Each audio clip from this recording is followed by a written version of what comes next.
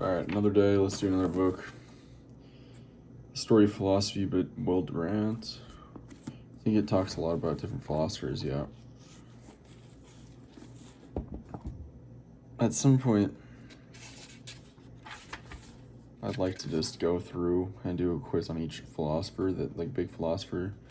So we got Plato, Aristotle, Francis Bacon, Spinoza, Voltaire, Immanuel Kant, Schopenhauer, Herbert Spencer, Nietzsche, contemporary European philosophers, contemporary American philosophers. It's probably written in like 1950 though. 1926? Wow. Anyway.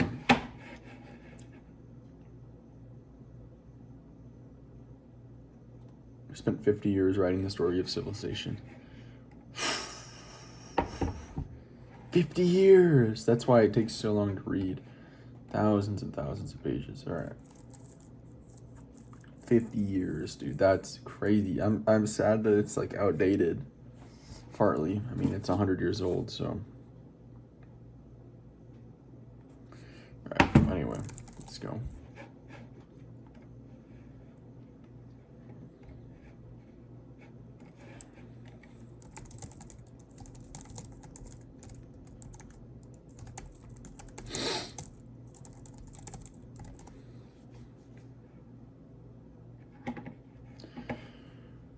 Masterful survey of Western thought focusing on great minds who shaped it. That is true, it's Western. To make your quiz most effective, I'll focus on the 80-20 core insights. The main ideas that account for most of the book's value and understanding. Durant's big picture can be distilled into 5 main threads. Philosophy as search for unity and meaning. The attempt to synthesize science, ethics, and art into a coherent worldview. The evolution of ideas. How each philosopher builds on and reacts to predecessors. The dialogue between reason and faith, idealism and realism, individual and society. The link between philosophy and historical context, how social, political, and economic forces shape thought. The practical goal of wisdom, not just knowledge, but guidance for living well. Alright, let's go.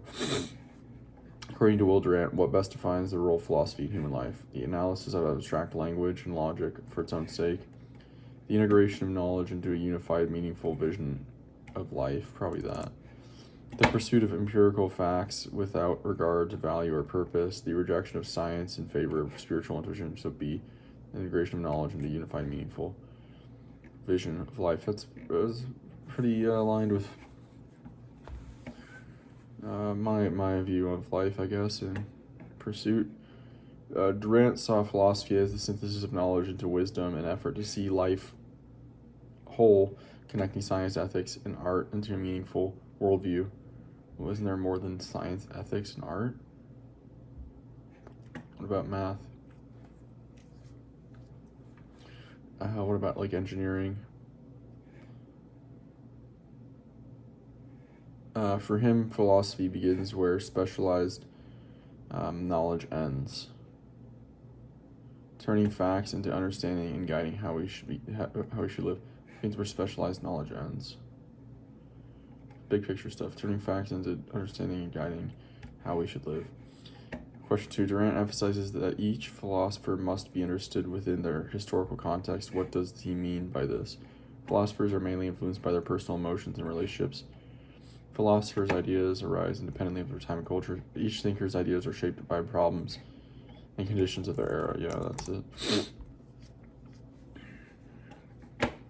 Durant insists that philosophy grows out of its age. Ideas don't appear in isolation. For instance, Plato's idealism reflects the instability of Athens, while Marx's materialism echoes the rise of industrial capitalism. Understanding these contexts reveal not just what philosophers thought, but why they thought it. Question 3. Durant describes Plato's philosophy as centered on the theory of forms. What is the core purpose of this idea?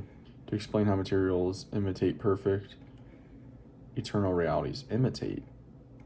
To argue that physical reality is the only true existence, definitely not. To show that knowledge comes solely from sensory experience, definitely not. To deny the possibility of truth beyond empirical evidence, no.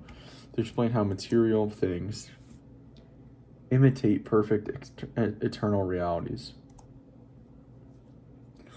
Plato's theory of forms proposes that the changing world we perceive is only a shadow of a higher eternal reality, the world of perfect forms or ideas. For Durant, this idea captures the idealistic drive of philosophy, the belief that behind appearances lies a rational order the mind can grasp. In contrasting Aristotle with Plato, Durant highlights Aristotle's key contribution. What was it? Replacing Plato's realism with pure skepticism, turning philosophy towards empirical observation and classification, probably B.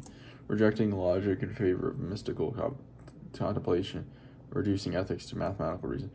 B. Turning philosophy towards empirical observation, classification.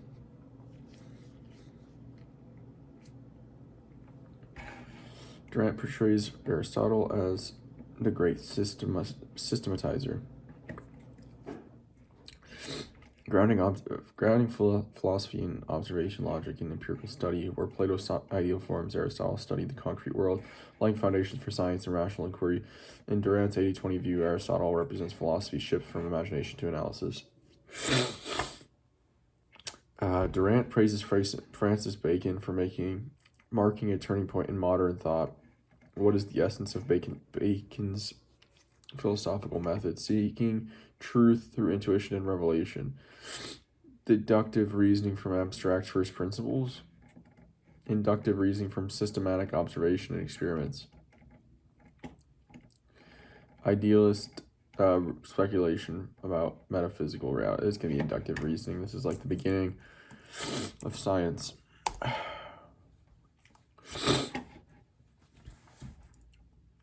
Bacon's inductive method urged thinkers to build knowledge from careful observation and experiments, a revolution against the speculative system of the past. For Durant, Bacon symbolized the birth of modern science and the belief that knowledge should serve practical human progress rather than abstract theory.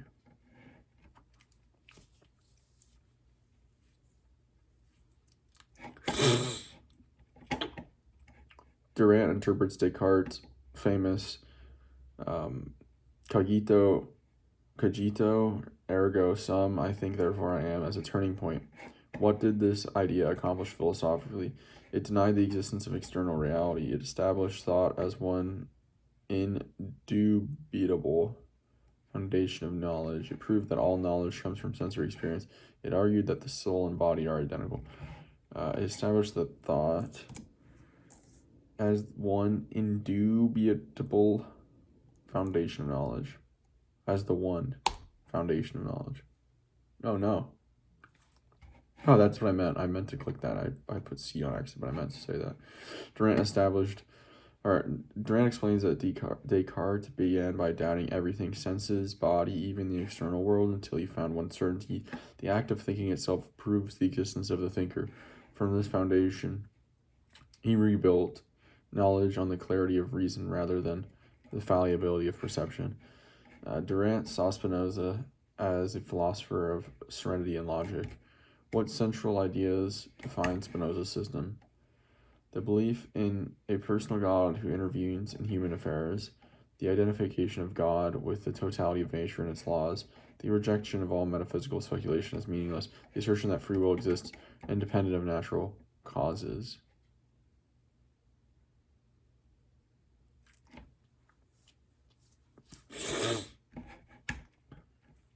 I don't know. I guess the assertion that free will exists. No. Yeah, the identification. That was the second answer I was going to say. The identification of God with the totality of nature and its laws. Durant admired Spinoza for his pantheism, the idea that God and nature are one substance, infinite and governed by reason. In Spinoza's view, everything follows from natural necessity, leaving no room for miracles or a personal deity. This made him a bridge between religious faith and scientific rationalism, seeking peace through understanding rather than worship. According to Durant, what was Immanuel Kant's crucial insight about knowledge? Knowledge arises purely from external experience. The mind actively shapes experience through innate categories. Reason alone can grasp reality beyond all perception. All truths are relative to historical circumstances. I don't know. The mind actively shapes through experience through innate categories. Right, correct. Durant emphasized that Kant revolutionized philosophy by showing that the mind is not a passive receiver experience, but an active organizer of it.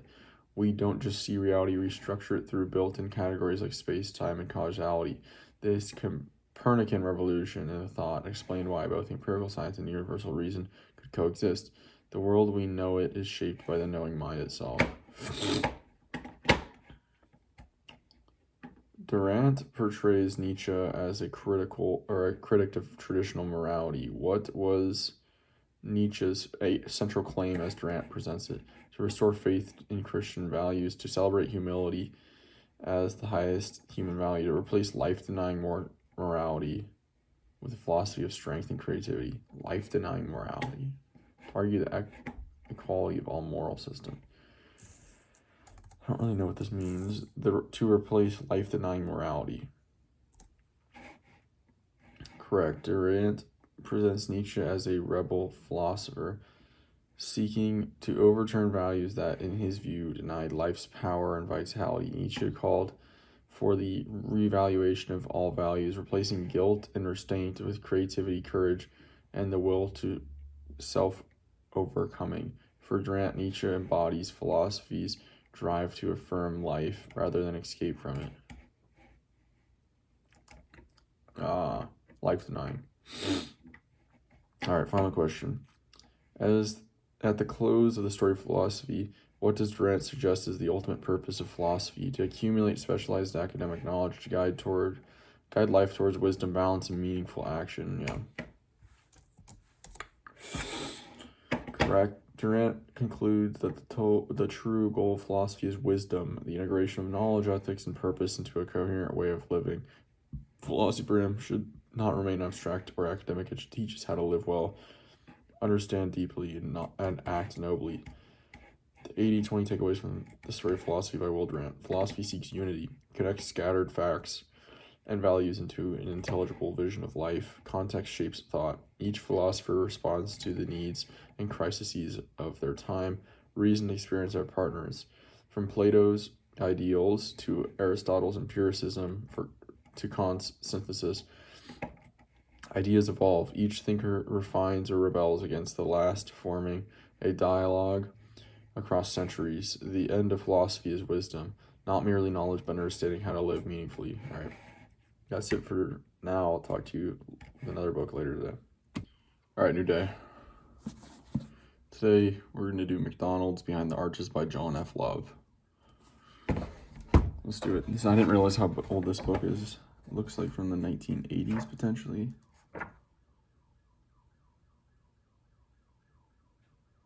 Yeah, something like that. Let's go.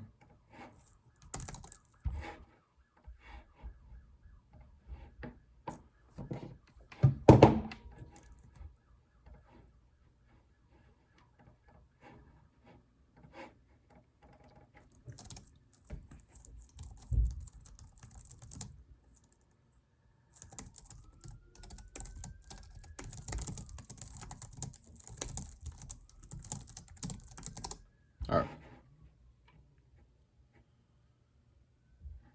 Excellent choice. McDonald's Behind the Arches by John F. Love is one of the best business biographies ever written. Now, it's a biography. It doesn't just tell the story of McDonald's, but reveals the systems, thinking, standardization, and franchise innovation that powered one of the most scalable business models in history.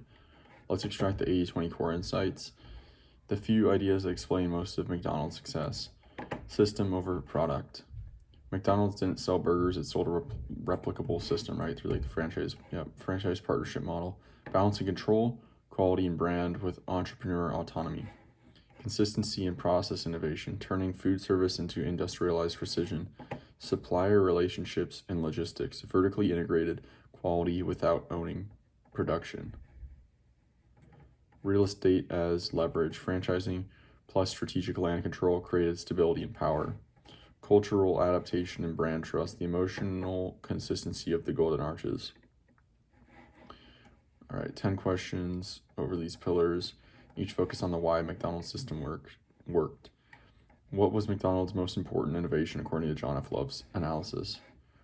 Creating the first drive-through restaurant for speed and convenience. I don't think so. Designing standardized cooking process that could be perfectly replicated anywhere.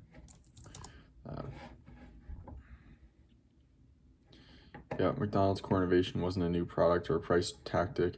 It was the systemization of food service. The speedy service system, later refined under Ray Kroc, allowed every restaurant to produce identical results anywhere in the world. This shift from craft to process turned hamburgers into an industrial product, consistent, scalable, and dependable, which became McDonald's true competitive advantage. Why did Ray Kroc insist on owning the land beneath franchise restaurants? To generate real estate profits independent of food services or food sales, to maintain financial leverage and control over franchisees' behavior. Probably that. Ray Kroc's real estate strategy was a masterstroke of control through structure, owning or leasing the land and then subleasing it to franchisees. McDonald's could enforce standards, ensure compliance, and maintain brand consistency, all without micromanaging operations. The rent payments gave McDonald's leverage and a steady revenue stream, aligning financial discipline with operational quality. What was the central tension in McDonald's franchise model that Kroc worked to balance? Central tension, the franchise model: product innovation versus menu simplicity, local marketing freedom versus national advertising, franchisee independence versus corporate control, speed of expansion versus quality of ingredients. Product innovation versus probably local marketing freedom versus national advertising. I don't know. No, it wasn't. The central tension in McDonald's franchise model was franchise independence versus corporate control. McDonald's success relied on franchisees acting as motivated local entrepreneurs, but only within a tightly controlled system. Too much independence risked inconsistency, too much control crushed initiative. Kroc's genius was designing a partnership model where franchisees had skin in the game, but were bound by strict operational and quality standards. This balance made the system both disciplined and dynamic. According to Love, what distinguished McDonald's relationship with its suppliers?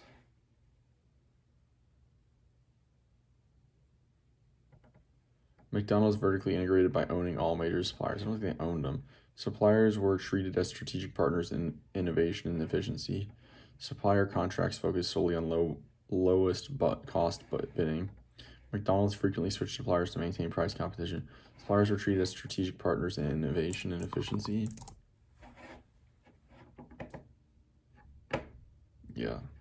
McDonald's built mutual dependence with suppliers, not adversarial price wars. Rather than owning the supply chain, it formed long-term partnerships that encouraged suppliers to innovate, invest, and grow alongside McDonald's. This three-legged stool model, corporate, franchisees, suppliers, created stability, loyalty, and continuous improvement, making the system more resilient than any competitors. Why did McDonald's early operations emphasize an extremely limited menu? To minimize inventory costs and simplify supplier logistics, to reduce decision fatigue for customers and speed up services, to perfect process control, and ensure absolute consistency across locations. Probably that. Correct. A limited menu wasn't just about simplicity, it was about control. By focusing on a few core items, McDonald's can master the process, exact cooking times, portion sizes, and quality standards. This precision allowed the company to industrialize food service, guaranteeing that a burger in Des Moines tasted the same as one in Tokyo. The consistency became the foundation of customer trust. The system made predictable quality the brand itself.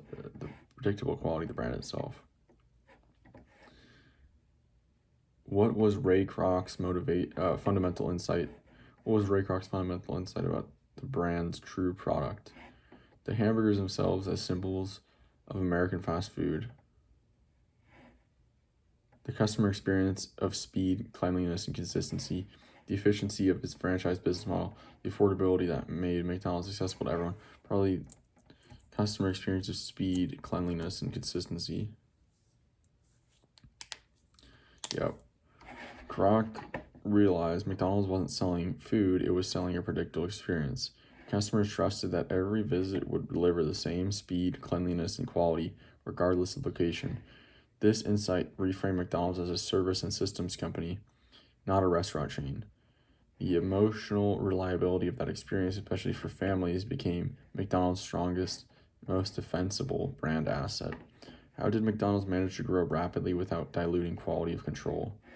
By expanding only through company-owned stores? Definitely not. By creating rigorous franchisee training and inspection systems? Probably that. By outsourcing quality control to regional management teams? By relying on aggressive advertising to offset inconsistency? B, by creating rigorous franchisee training and inspection system.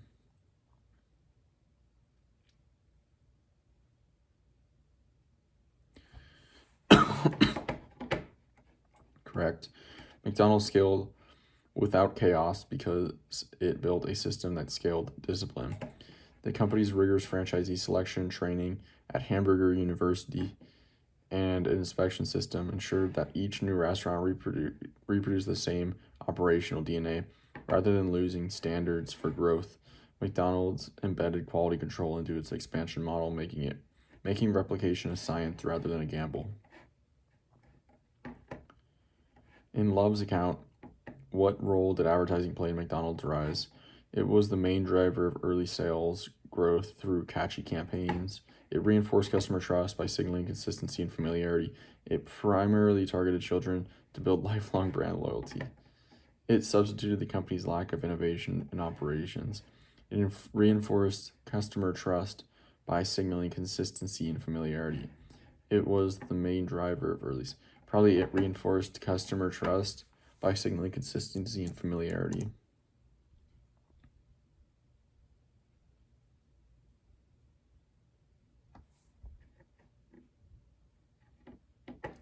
Correct. Advertising at McDonald's wasn't meant to create desire, it was meant to reinforce trust. The brand's marketing reminded customers that the experience they already relied on would never change. Clean stores, friendly services, and a friendly service and same taste every time. In Love's view, this emotional reassurance, predictable happiness, turned advertising into a system of consistency signaling, not mere promotion. Consistency signaling, interesting. What did McDonald's real source of competitive advantage ultimately depend on, according to Love? Economies of scale in food production. It's pretty powerful. Operational discipline embedded in every level of system. Pretty good. A steady stream of new product innovations. Probably not. Aggressive price competition with rivals. Probably not. Operational discipline embedded at every level of the system.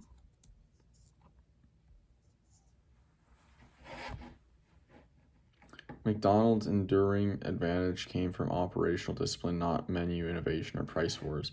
Every element of the company, training, design, supply chain, marketing, reinforced one master idea: systematic consistency at scale.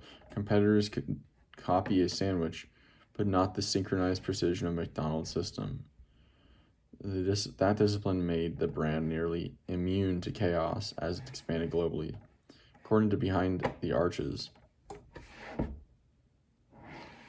what best explains McDonald's transformation from a restaurant into a global institution?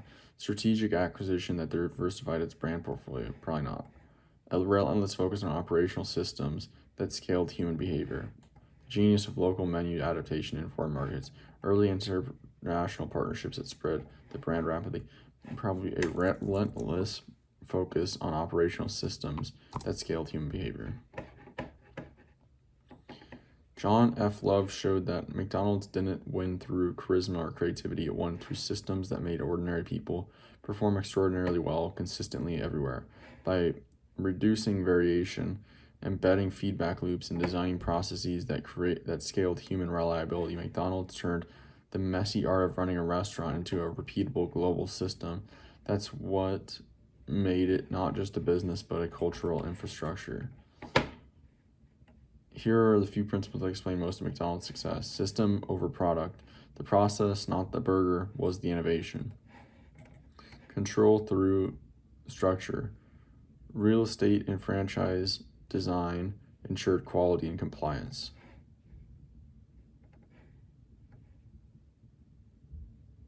Partnership ecosystem. Corporate franchisees and suppliers formed a stable three-legged stool.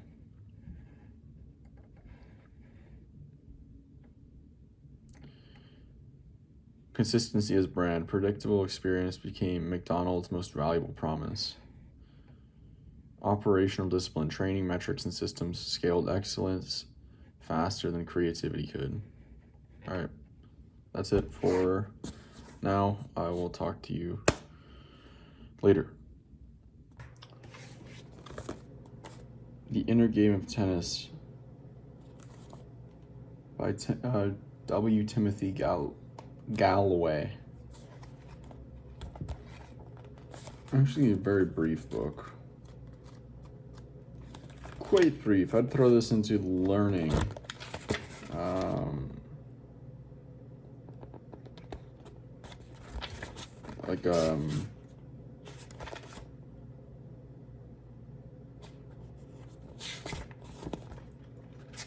Like overall the learning theme. Is there?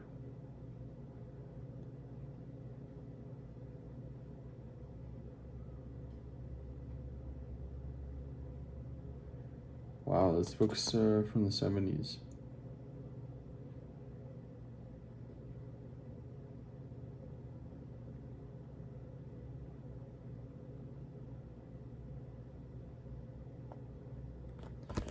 Alright, let's do it.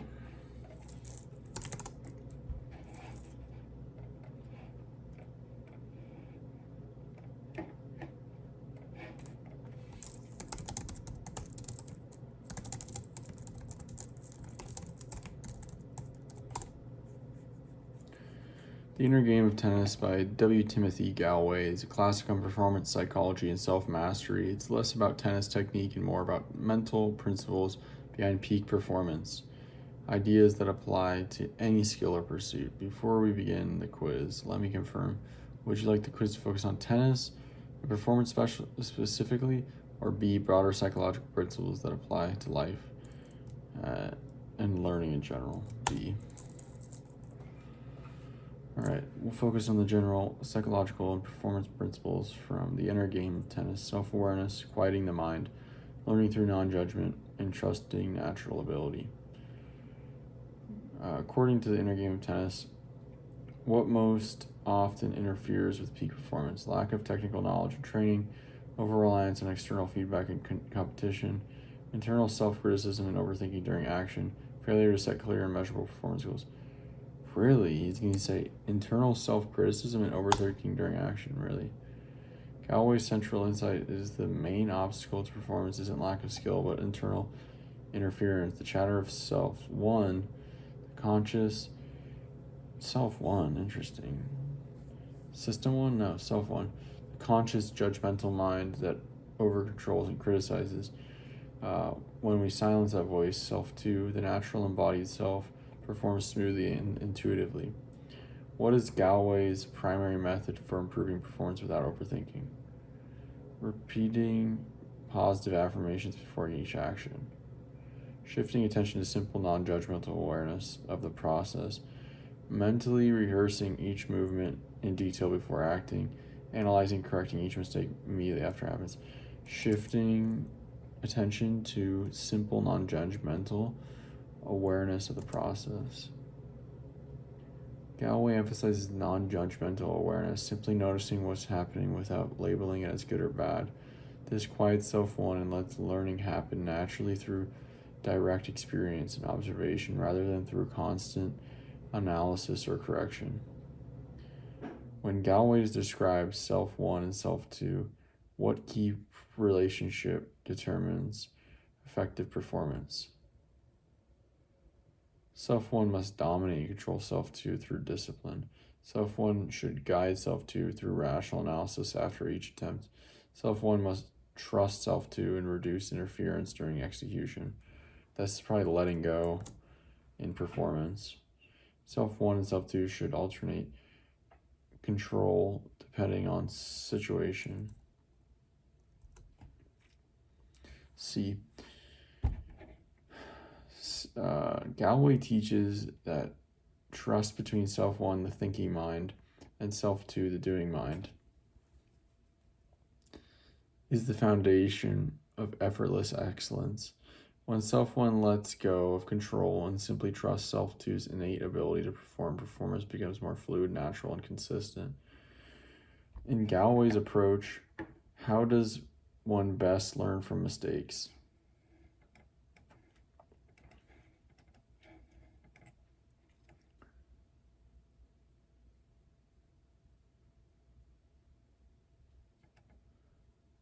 By analyzing errors logically and writing down each correction, by observing the outcome calmly and allowing the body to adjust, by focusing on emotional reactions to build motivation.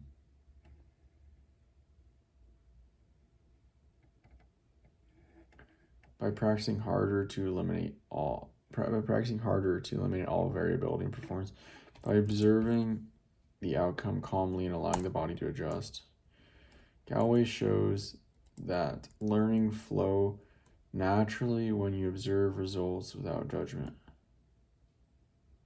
Learning flows naturally when you observe results without judgment.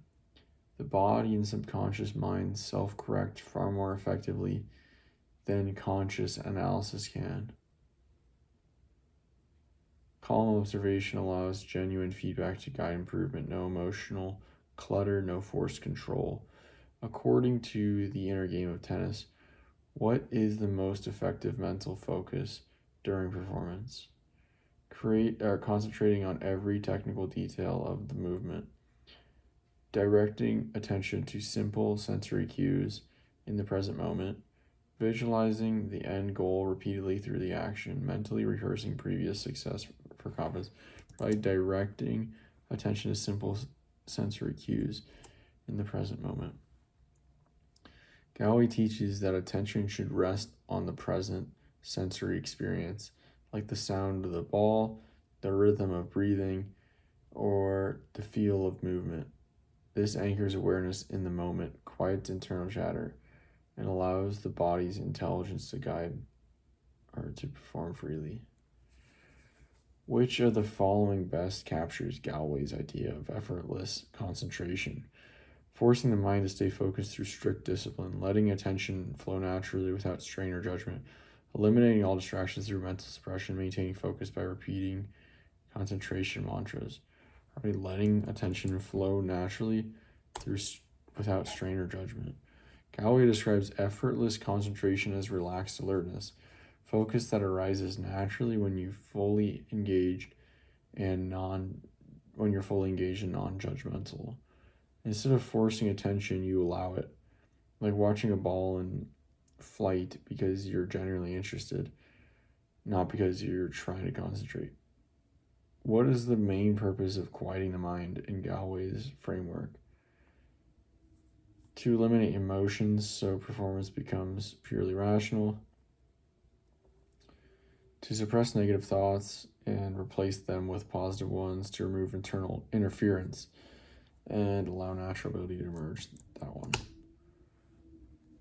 Galloway's idea of quieting the mind isn't about emptying or suppressing thoughts. It's about reducing internal interference so that natural intuitive self 2, can act without being micromanaged. When the inner critic relaxes, performance flows effortlessly. How does Galloway's concept of trust differ from traditional ideas of control and learning? Trust means ignoring feedback and relying solely on instinct. Trust allows the body to learn through experience without over-control. Trust requires constant reinforcement through positive thinking. Trust develops only after conscious mastery of every detail. Trust allows the body to learn through experience without over-control. Galloway's notion of trust means letting self to the intuitive, embodied self learn directly from experience instead of over controlling every move. You allow your natural learning system to make adjustments automatically. Control contacts performance. Control contracts performance. Contracts. Trust expands it. What role does non-judgment play in Galloway's inner game? It prevents emotional detachment and keeps motivation high. It creates mental neutrality, allowing clear observation and learning. I'm going to say that. For Galloway, non-judgment is the gateway to true awareness. When you stop labeling actions as good or bad, you see reality more clearly, what actually happened. That clarity lets your body and mind learn naturally without distortion from ego, fear, or self-criticism. At its core, the inner game of tennis teaches that mastery comes from repetition and strict correction of errors through discipline, a relaxed state of focused awareness and self-trust. That Galloway's central message is that mastery flows from relaxed, focused awareness and deep self-trust. When attention is calm and clear, the body and mind integrate effortlessly. Performance becomes an expression of presence, not pressure. Interesting. This is really cool. Here are the few core ideas that explain most of Galloway's philosophy. The real opponent is internal interference, not external challenge. Mastering the inner game matters more than the outer one. Self-1, the ego mind, over-controls and criticizes. Self-2, the natural self, knows how to perform. Success comes from trusting self-2. Non-judgmental awareness allows effortless learning. Simply observe, don't evaluate. Effortless concentration emerges when focus is natural, sensory, and present, not forced. True performance happens in flow when the conscious mind quiets and the body's intelligence takes over. Quite interesting. Is this backed by science?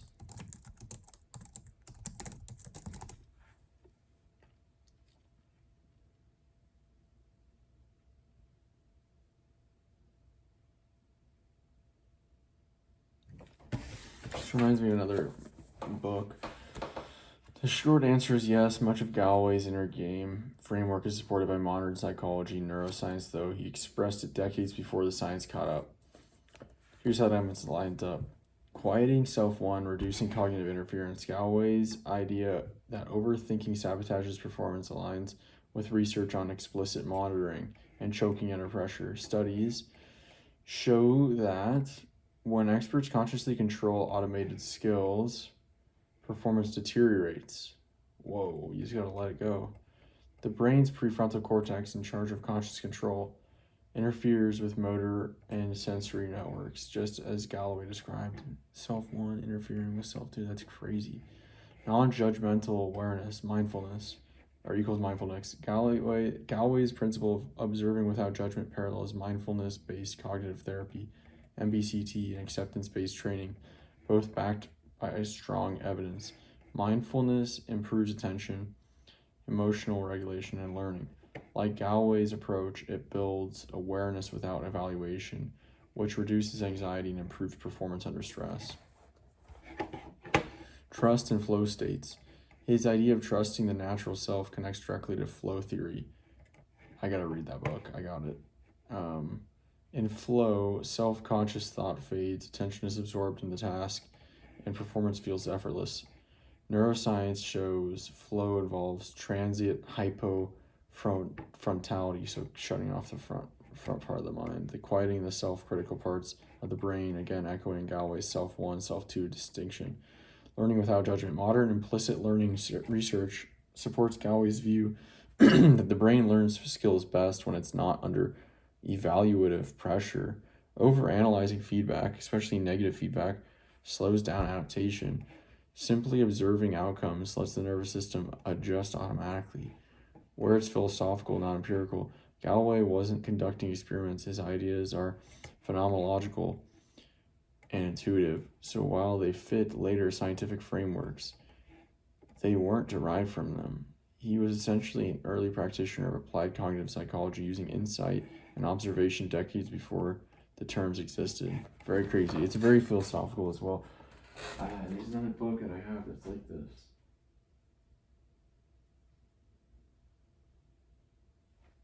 Should be it's over here.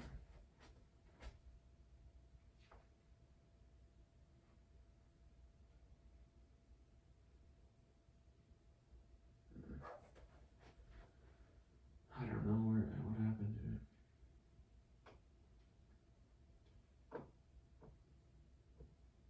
Hard to know when you don't have to even know what the book was called.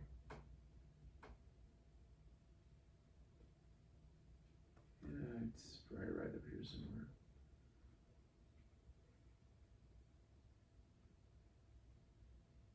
No.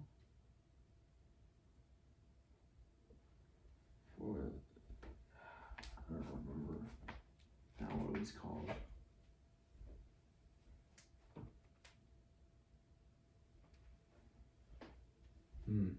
Anyway, I'll find it again someday.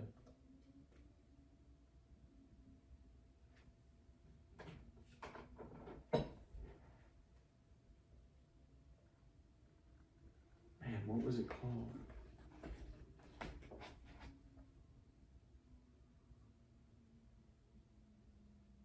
I don't know anymore. Oh, it's probably over here.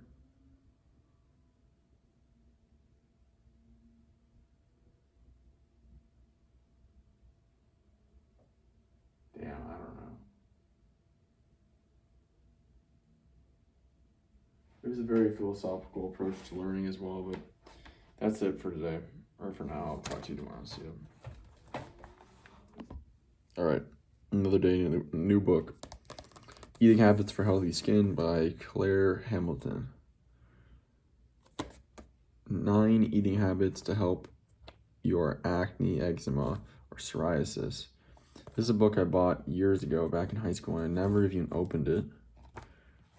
Just because I had gotten so busy.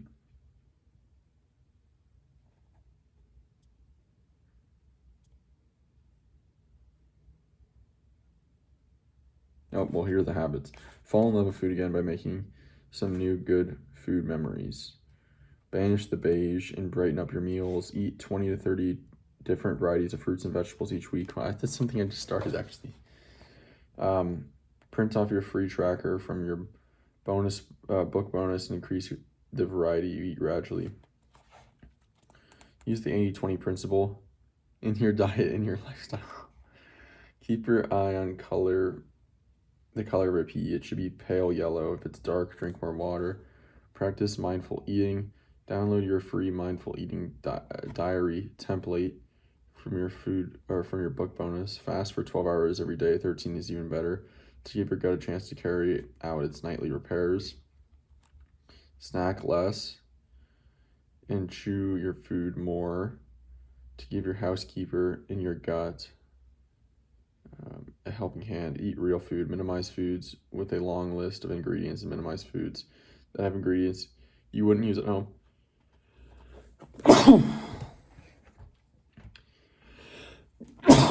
Golly.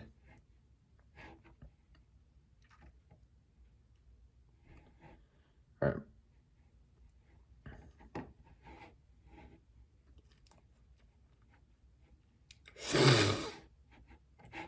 I think I've already kind of naturally came to a lot of these things, but we'll do it anyway. Here we go.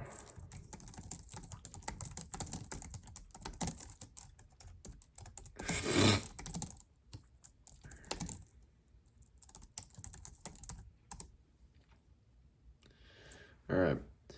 Can you confirm whether you're referring to the book Eating Habits for Healthy Skin? What the heck? There's a book called Eating Habits for Healthy Skin by Dr. Anthony Hamilton, when this is Claire Hamilton. She just ripped this book.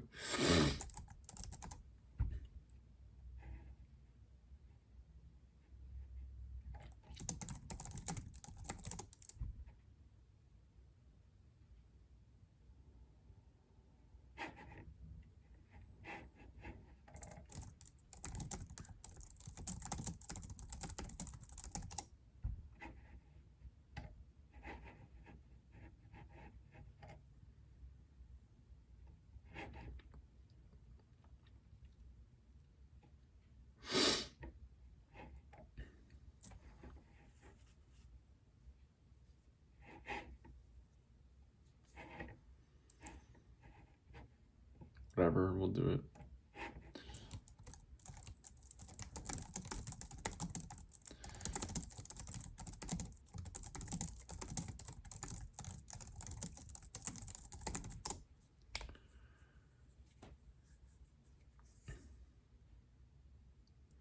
All right.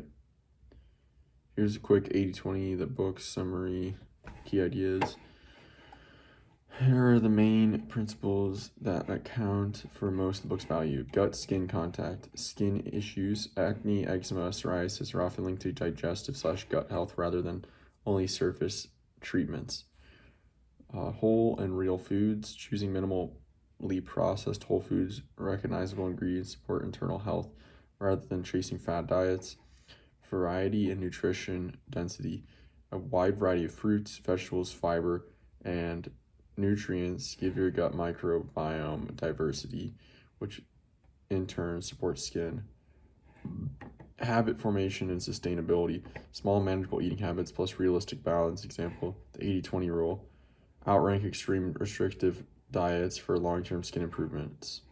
Hydration, timing, mindful eating. Other supporting habits like staying hydrated, giving your gut rest, time restricted eating, listening how food makes you feel are key parts of the system. In short, heal skin from the inside by supporting digestion plus nutrition variety plus realistic habits rather than solely relying on topical quick fixes. All right, question 1. According to the book, what is the primary reason the author emphasizes improving gut and digestive health as part of skin treatment? Because topical skincare products cannot reach the gut microbes and therefore are ineffective. Because imbalanced gut flora and digestion issues can trigger immune responses that manifest in the skin, potentially. Because a majority of nutrients for skin are created directly by gut bacteria and nothing else matters. Because only when you eliminate all processed foods can your gut health and skin health align. All right, it's going to be B. Because imbalanced gut flora and digestion issues can trigger immune response that manifests in the skin. The book's central argument is that gut imbalances can drive inflammation and immune responses that show up in your skin. Conditions like acne, eczema, and psoriasis often reflect internal stress in the digestive system. By improving gut health through fiber, probiotics, hydration, and whole foods, you calm systematic inflammation and create the conditions for clear, healthier skin. What best describes Claire Hamilton's overall approach to dietary change for improving skin health? Strict elimination of entire food groups until symptoms disappear.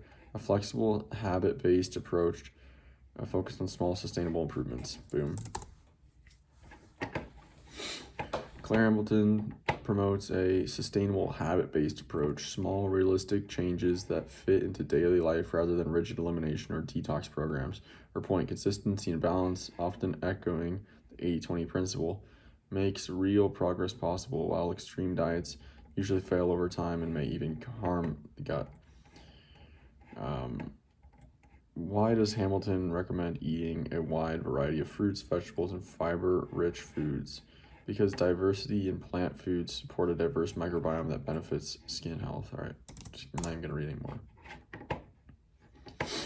Hamilton emphasizes dietary diversity because a variety of plant foods feeds different species of gut microbes, building a more resilient and balanced microbiome. The microbial diversity supports digestion, nutrient absorption, and immune regulation, all of which reduce systematic inflammation and improve skin clarity and tone. Next question. According to eating habits for healthy skin, what is one major reason highly processed foods can worsen skin issues? They contain fewer calories, leading to nutrient deficiencies. Definitely not. They disrupt the gut barrier and increase inflammation through additives and refined ingredients. B.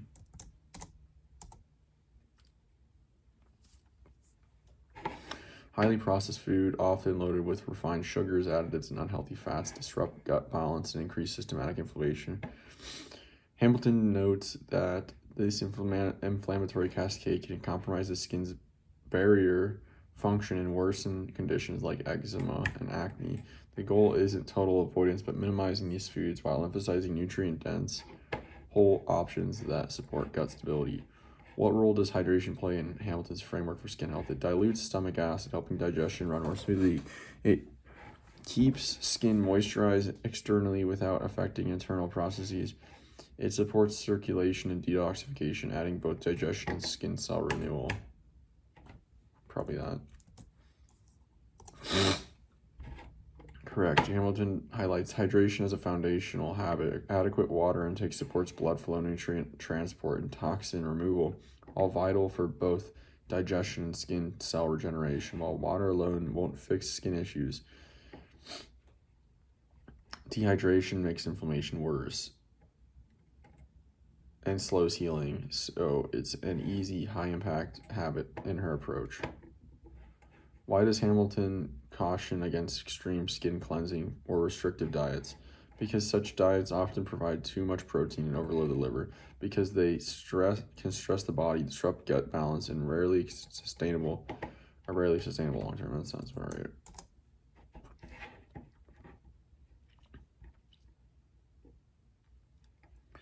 Hamilton warns that extreme or overly restrictive diets often backfire. They stress the body, harm gut microbial balance, and lead to nutrient deficiencies. Short-term improvements can mask deeper imbalances, while moderate, sustainable changes nourish the body through triggering those stress responses. Without triggering those stress responses, consistency, not restriction, creates real skin health. What does Hamilton suggest as the best way to evaluate whether a dietary change is helping your skin?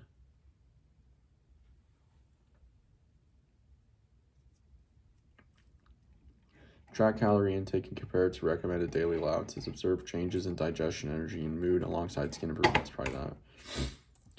Measure hydration through daily water weight and urine color.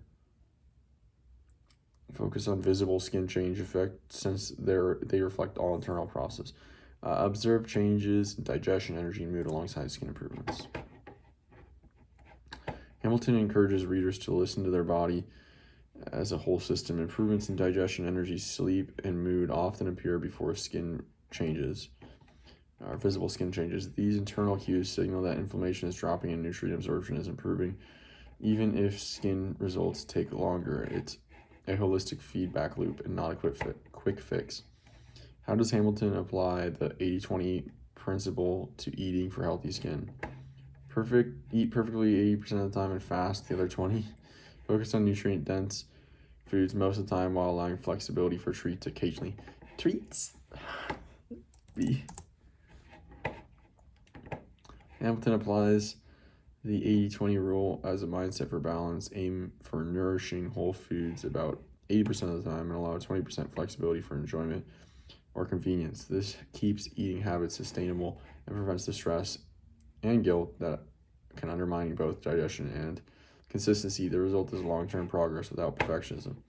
What is one non-dietary habit Hamilton emphasizes as part of healthy skin maintenance?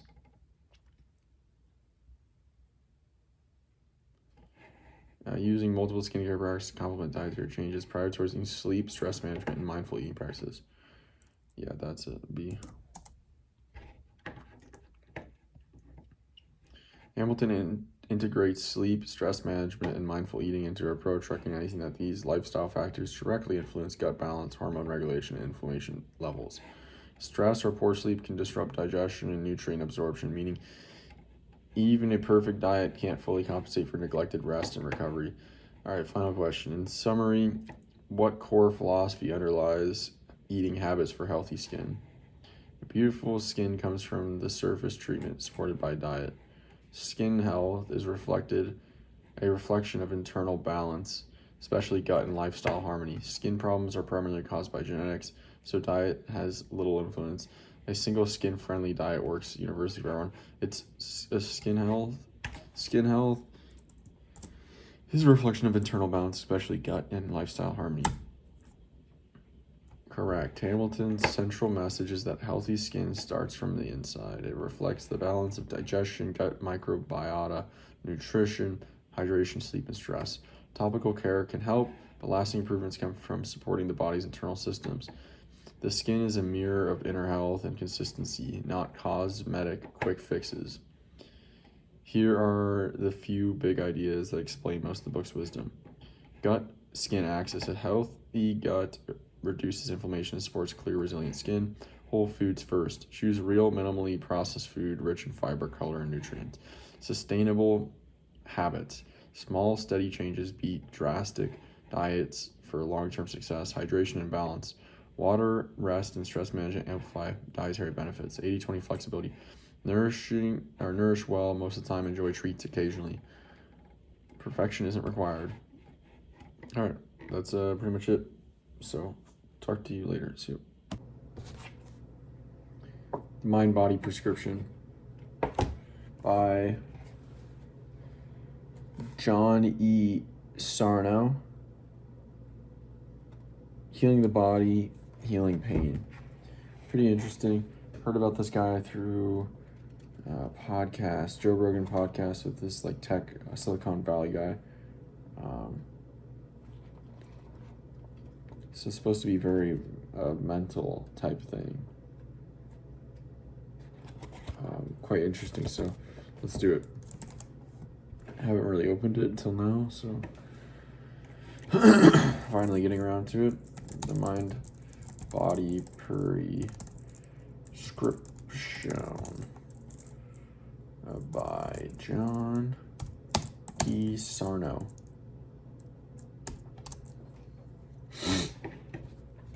Excellent choice. The Mind Body Prescription by John E. Sarno is a foundational book about the connection between emotions, unconscious stress, and physical pain. Before we begin the quiz, here's a quick 80-20 summary of the book's core framework. The few ideas that explain most of it. Core mechanisms. Many chronic pain conditions like back pain, neck pain, etc. are not caused by structural problems in the body, but by tension meiosis syndrome, TMS, a psychosomatic process where the brain creates pain to distract from unconscious emotional conflict. Whoa. Underlying emotions. The main culprit are repressed anger, rage, and anxiety often directed toward people or situations we can't consciously express those feelings about. The mind strategy. The unconscious uses physical pain as a defense mechanism to keep those forbidden emotions out of awareness. The cure. Healing begins by recognizing and accepting the pain is psychological, not structural, shifting attention from the body to the emotions and thoughts behind it. Personality factors. People prone to TMS, tension meiosis syndrome, often share perfectionism, conscientiousness, and a strong need to please others, all of which generate internal pressure and suppressed anger. Ready? Let's begin your active recall quiz. Wow. According to Dr. Sarno, what is the primary purpose of the pain and tension meiosis syndrome, TMS? To alert the body that physical tissues have been damaged, to distract the mind from unconscious emotional conflict, to punish the body for unhealthy lifestyle habits.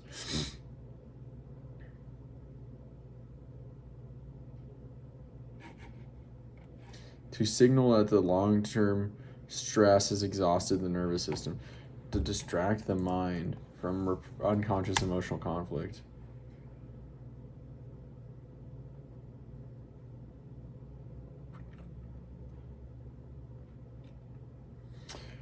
Now we're waiting for some reason. Is my internet connection not working? Internet connection, where are you? Alright, that was weird.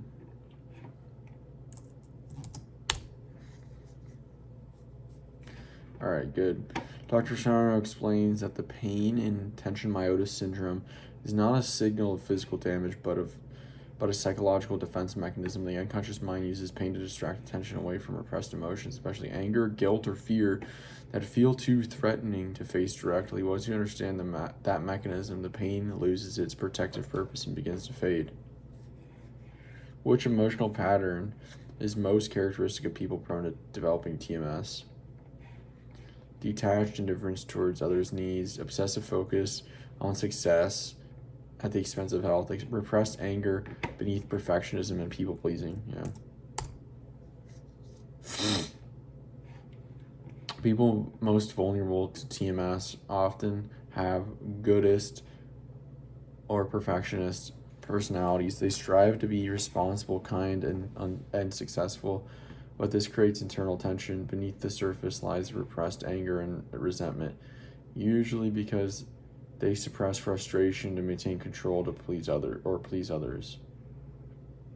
That buried emotion becomes the unconscious fuel for physical symptoms.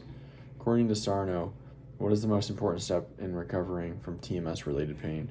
Performing regular physical therapy and stretching, avoiding stressful situations and negative people, fully accepting that the pain is psychological, not physically caused.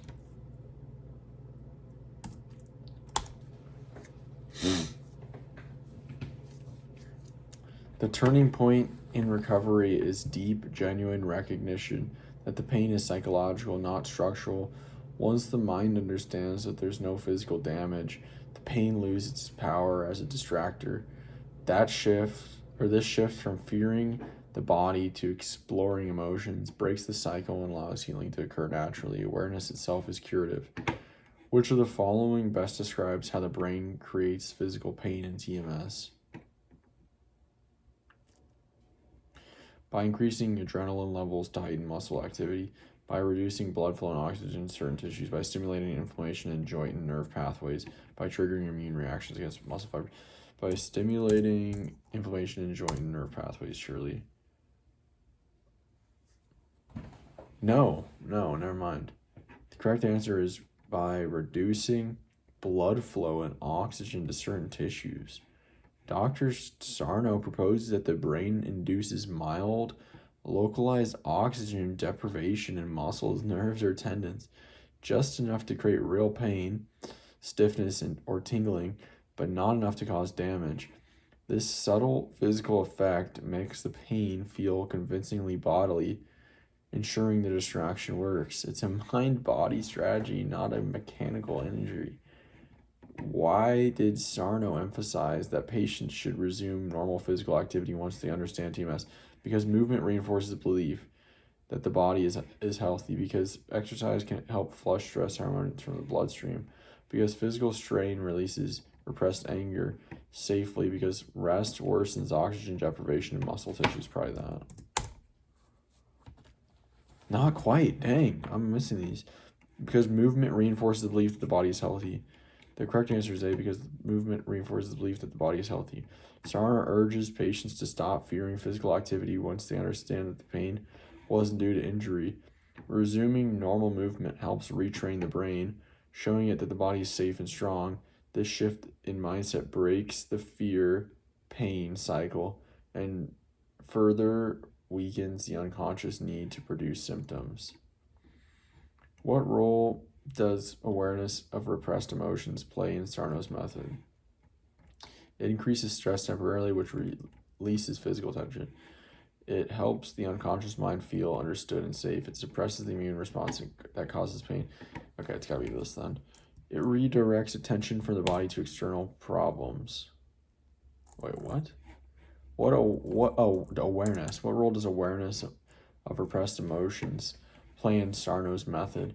It increases stress temporarily. No. It helps the unconscious mind feel understood and safe. Maybe. It suppresses the immune response that causes pain. No. It redirects attention from the body to external problems.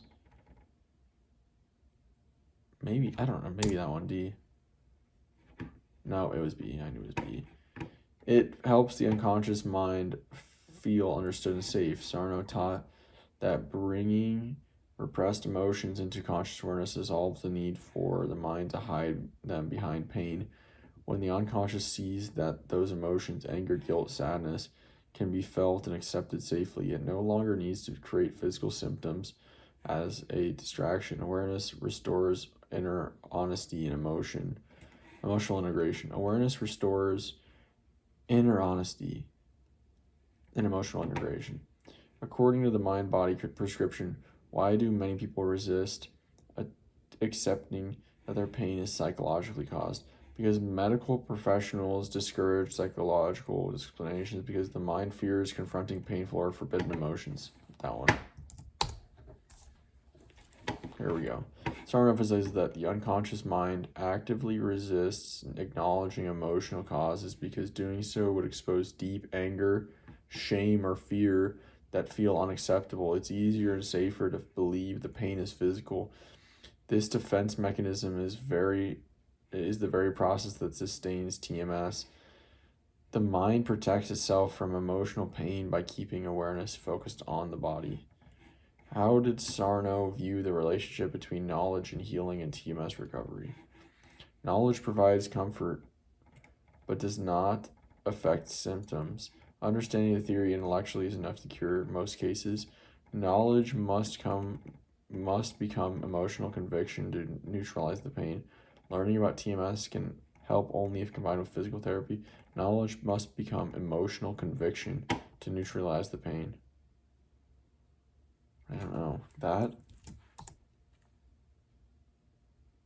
Sarno repeatedly stressed that knowledge itself is the medicine, but not just intellectual knowledge. True healing happens when understanding becomes deep emotional conviction, when the person feels and believes that their pain is rooted in the mind, not the body. This conviction disarms the brain's defense mechanism, making the pain unnecessary. Awareness plus emotional honesty equals freedom. According to Sarno, which of the following best describes the goal of his treatment approach? To eliminate stress and negative emotions, to restore oxygen and circulation of the affected tissues, to bring unconscious emotional conflict into conscious awareness. C. The central goal of Sarno's approach is awareness, not avoidance. By bringing unconscious emotional conflict into conscious awareness, the need for distraction disappears. Once the mind no longer needs to hide those emotions, it stops generating physical symptoms to mask them. The pain fades as the truth becomes integrated. Awareness replaces repression. In the mind-body prescription, Sarno suggests that many chronic pain sufferers share which common understanding. They assume physical pain always reflects structural damage. They overestimate the role of genetics in pain syndromes. They underestimate the importance of exercise and posture. They confuse emotional exhaustion with muscle weakness. I think they assume physical pain always reflects structural damage. Sarno argued that one of the biggest barriers to healing is the belief that pain must mean tissue damage. Modern medicine often reinforces this misunderstanding with structural diagnoses. A slipped disc, a pinched nerve, degenerative changes. In reality, these findings are often normal variations unrelated to pain. The real cause, Sarno says, lies in psychological tension, not structural injury. Here are the few key insights that explain most of Sarno's message. Pain is distraction. Chronic pain often serves a psychological purpose to divert attention from repressed emotions. Emotional roots. Repressed anger, guilt, and anxiety are hidden sources of many physical symptoms. Personality patterns. Perfectionists and goodists generate internal pressure that fuels these emotions. Knowledge heals. Understanding and believing that the cause is psychological breaks the pain cycle. The cause of psychological breaks the pain cycle. Awareness over avoidance. Facing emotions consciously dissolves the need for pain as protection. Return to normal life. Resuming activity reinforces the truth that the body is healthy and strong. Is this supported by science?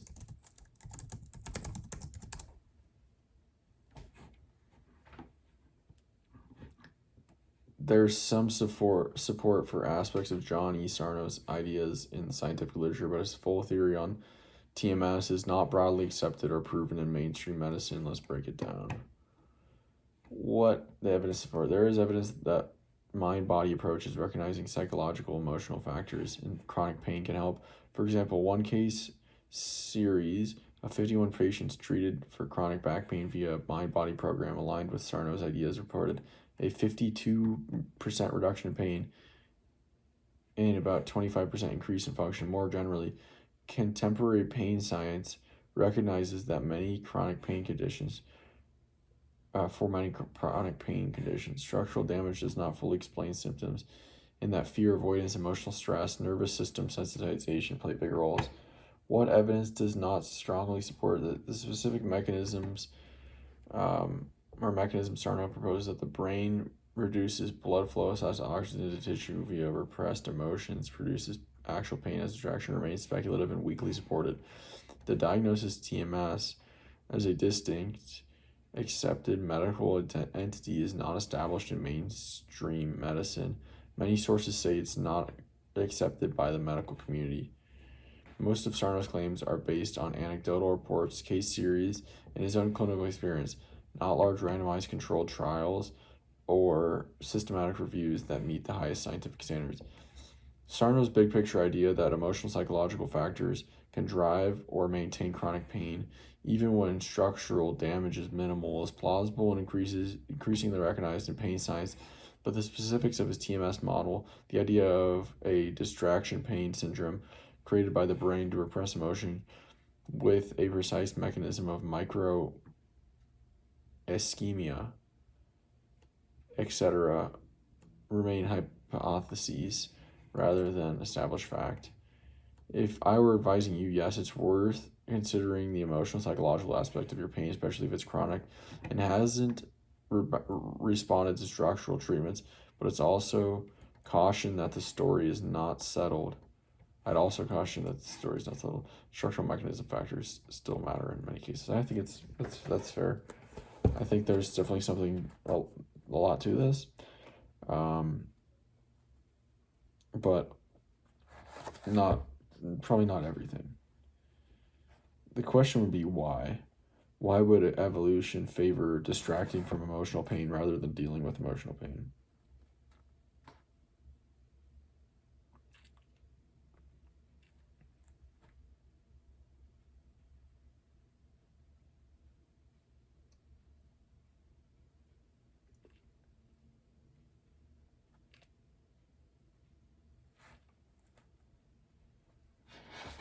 There's a list of the most stressful things. I think I learned about this in personal finance.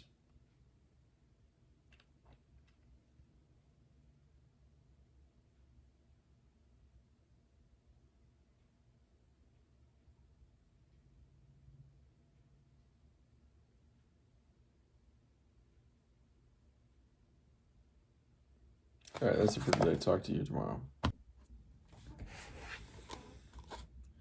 Thinking in Systems.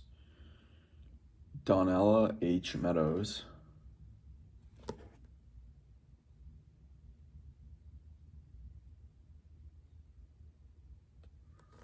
All right.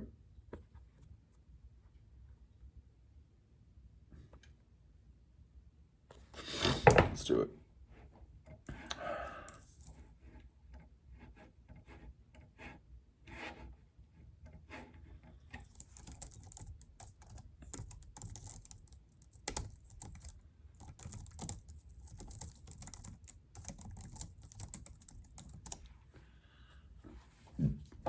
All right.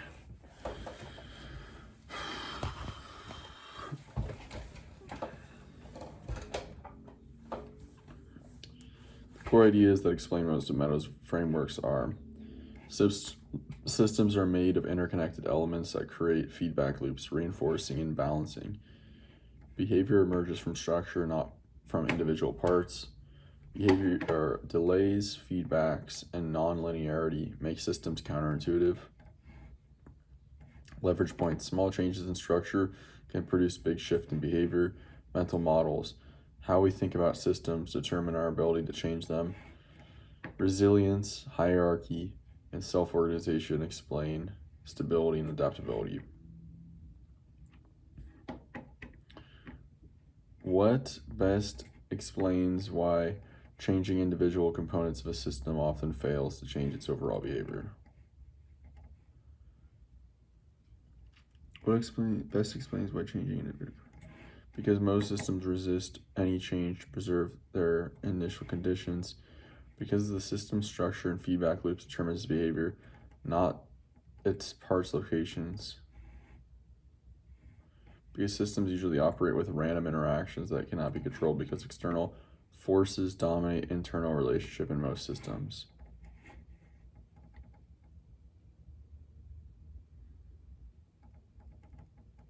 I don't know. I feel like it shouldn't be A, but I'm going to put it anyway. No, it's not. The correct answer is because the system structure and feedback loops determines behavior, not its parts in isolation. I said location. That's why I didn't understand, or I didn't think it was right. The correct answer is because the system structure and feedback loops determine its behavior, not the parts in isolation. This is one of Meadows' key insights. A system's behavior emerges from relationships among its elements, not from the elements themselves. Changing a single part, like a policy or a component, rarely works unless you understand how it interacts with the larger feedback structure, which is why many well-intentioned interventions backfire. Which of the following best describes a reinforcing feedback loop? A loop that stabilizes systems by counteracting changes. A loop that amplifies change. Yeah, a loop that amplifies change, leading to exponential growth or collapse. Correct. The reinforcing feedback loop amplifies change. It's the engine of growth, escalation, or decline. For example, compound interest, population growth, and rumor spread all reinforce themselves. The more they grow, the faster they grow.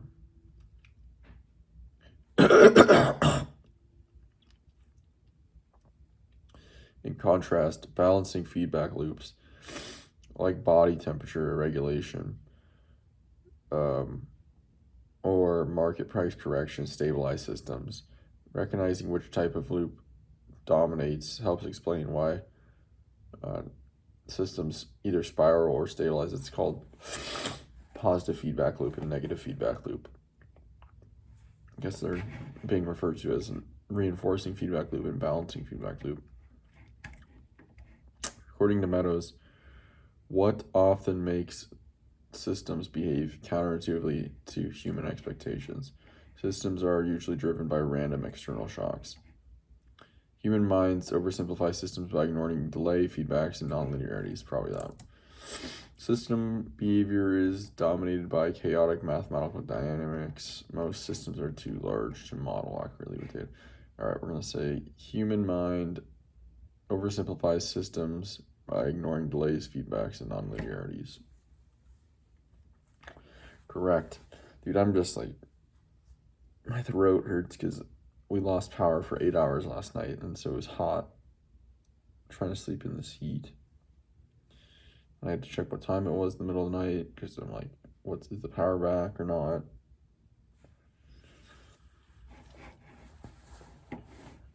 Annoying, but it's alright, I guess. Correct.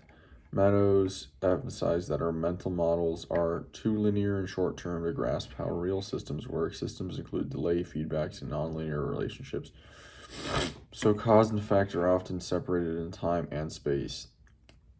This mismatch makes us apply quick fixes that seem logical but worsen long-term behavior, like increasing fertilizer use that degrades soil resilience.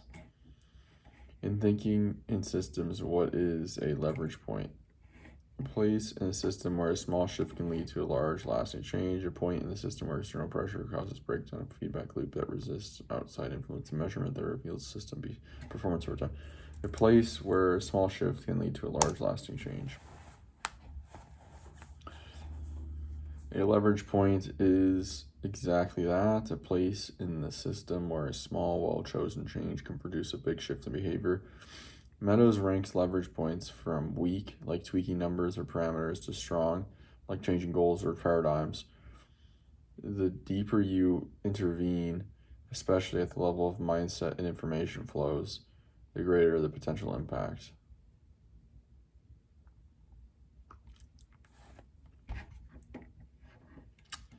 Why does Meadows say that paradigms are among the most powerful leverage points in a system?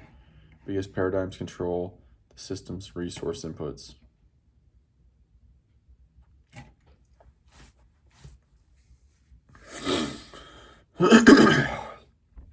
Because paradigms define the rules, goals, and assumptions that shape all the other system elements. Because paradigms determine how quickly feedback loops respond. Because paradigms are the easiest part of the system to modify directly. Because paradigms define the rules, goals, and assumptions that shape all other system elements. Paradigms are the deepest layer of a system structure. The shared beliefs and assumptions that define what the system is and how it should behave.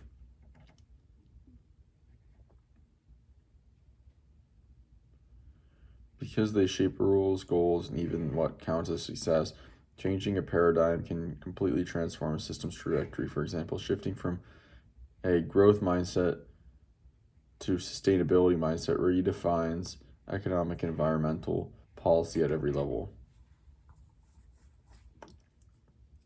Yeah, probably a shittier one. What does Meadows mean by a system's resilience?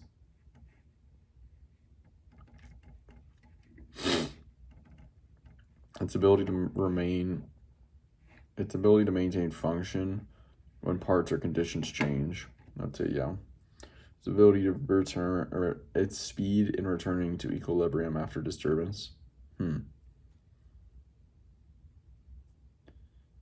Its efficiency in converting inputs and outputs. Its tendency to eliminate weak feedback loops over time. I think probably its ability to maintain function when parts and conditions change. Yep. Resilience is a system's capacity to absorb shock, adapt, and keep function even when parts fail or conditions change. Meadows notes that resilient systems often sacrifice short-term efficiency for long-term stability, like ecosystems with biodiversity or economies with diverse industries. Over-optimization, stripping out redundant parts, can make systems brittle and prone to collapse.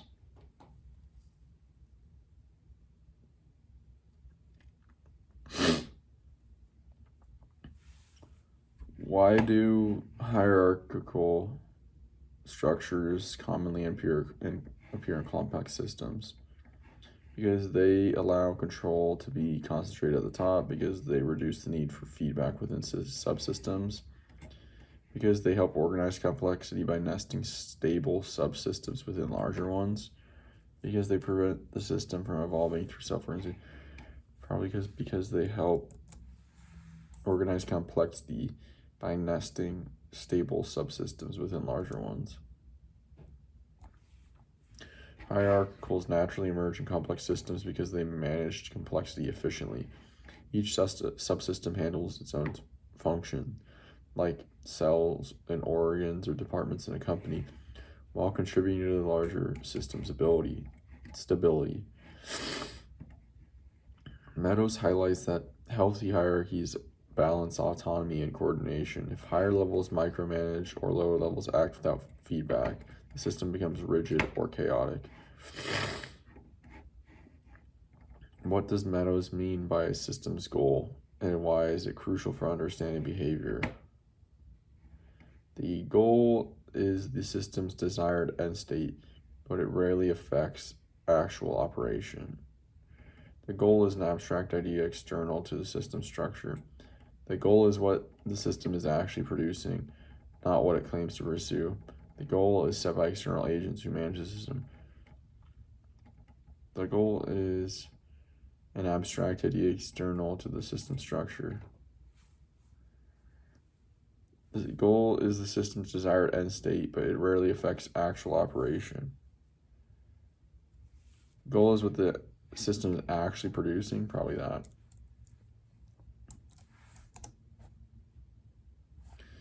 Meadows stresses that a system's true goal is revealed not by its stated intentions, but its consistent patterns of behavior, what it actually produces over time. For instance, if a healthcare system constantly maximizes billing rather than patient outcomes, its effective goal is profit, not health. Understanding the real goal is essential before attempting change, because interventions aligned with surface goals often miss what truly drives the system.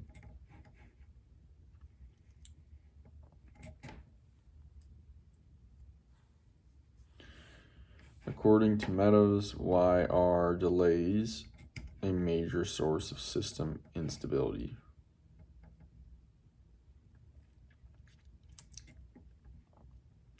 Because they cause information and action to fall out of sync, leading to oscillations or overshoots. Because they prevent feedback loops from forming in the first place. Because they make systems too rigid to adapt to new inputs. Because they eliminate the possibility of equilibrium. Probably because they fall out of sync, leading to oscillations and overshoots.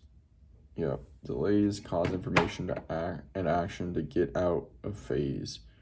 So responses often come too late or too strongly.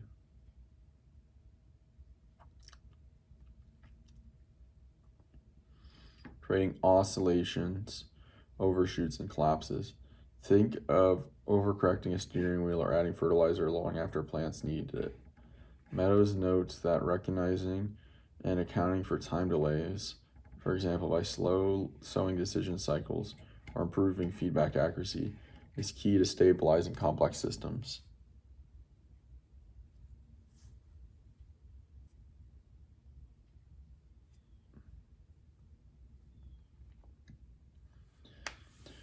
When Meadows urges readers to dance with systems, what does she mean?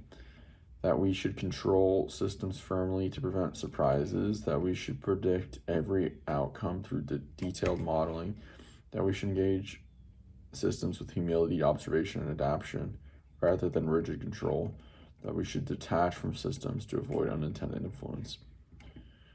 We should engage with systems with humility, observation, and adaptation rather than rigid control. To dance with systems means to work with their natural rhythms and feedbacks, not against them. Meadows advocates humility, learning, and adaptation. Observing patterns, testing small interventions, and adjusting continuously. Since systems are complex and unpredictable, effective leadership means participating rather than controlling. Structure drives behavior. Feedback loops and interconnections matter more than individual parts. Feedbacks come in two kinds: reinforcing growth or decline and balancing stability. Delays and nonlinearities make systems unpredictable and counterintuitive. Leverage points are small strategic spots where change can have big effects, especially at the level of information flow, goals, and paradigms. Resilience, hierarchy, and self-organization explain how systems adapt and endure.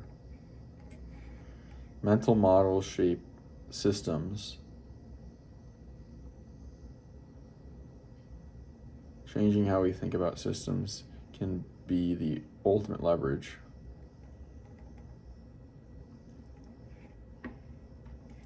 Dancing with systems means engaging with flexibility, curiosity, and respect for complexity.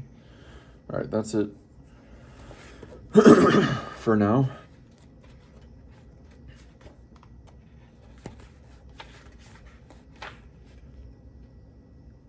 I'll talk to you later today. So,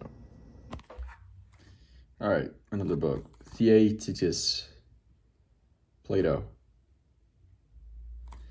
Let's do it. Pretty short actually. I read the Meno a couple years ago. Then I read the Republic in philosophy class at Santa Barbara Community College, and let's now do Theaetetus.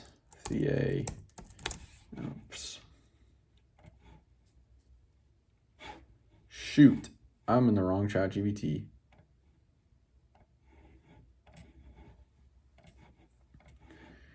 I got enterprise access to my school account for ChatGPT now to do research. That's why I was in the wrong account. That's why I got some different results. Okay, here we go. My throat is cooked. It's sore as hell. All right, there we are.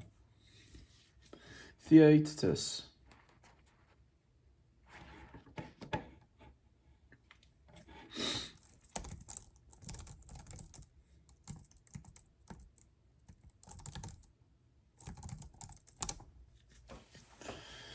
All right, last thing for the day. Let's finish it out.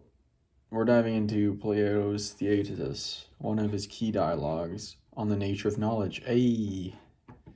Before we begin the quiz, just to confirm, would you like the quiz to focus on philosophical ideas, definitions of knowledge, perception, opinion, etc., the dialogue, structure, and arguments, who says what, how the reasoning unfolds, or C, both a conceptual and argument-based overview of it all? All right, we'll do an overview of Theaetetus that captures both the conceptual heart, what knowledge is, and the dialogue's argumentative flow, how Plato develops and tests ideas. Let's begin the quiz. A few big ideas that explain most of the dialogue's reasoning and meaning. At the core of Theaetetus, Socrates and Theaetetus explore one main philosophical question. What is it? Whether virtue can be taught or is innate. What the essence of justice is in the soul and the city. That is the Republic. What knowledge itself is and how it differs from opinion. C. I think the virtue, was that the Meno?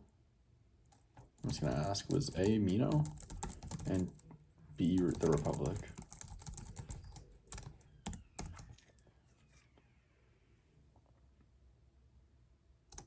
How the physical world.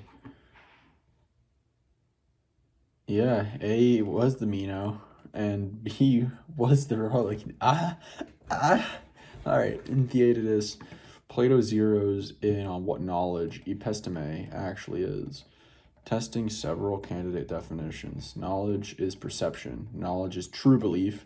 Knowledge is true belief with an account. Logos. Each fails under Socratic questioning, revealing how hard it is to pin down what makes knowledge more than mere opinion. When Theaetetus first suggests that knowledge is perception, Socrates links this idea to which thinker's philosophy? Pythagoras, Heraclitus, Parmenides, Protagoras. I have no idea. Protagoras. That is right. Socrates connects knowledge as perception to Protagoras' famous claim, man is the measure of all things. This means that truth depends on each person's perception. If the wind feels cold to me but warm to you, then it is cold to me, and for you it is warm. Plato explores this to test whether perception-based relativism can truly ground knowledge. The argument collapses, though, because it makes truth self-refuting. If everyone's view is equally valid, then those who deny Protagoras' theory are also right. Socrates challenges the idea that knowledge is perception, partly by arguing that perception cannot account for which of the following.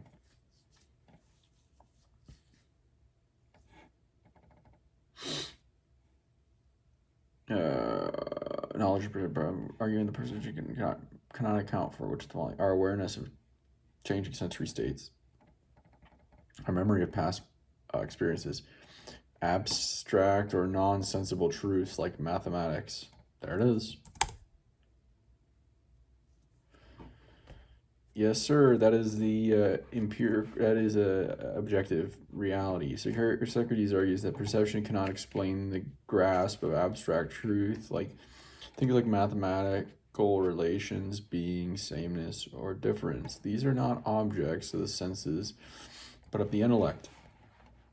This challenge shows a key Platonic insight. Knowledge must involve thinking. Gnosis.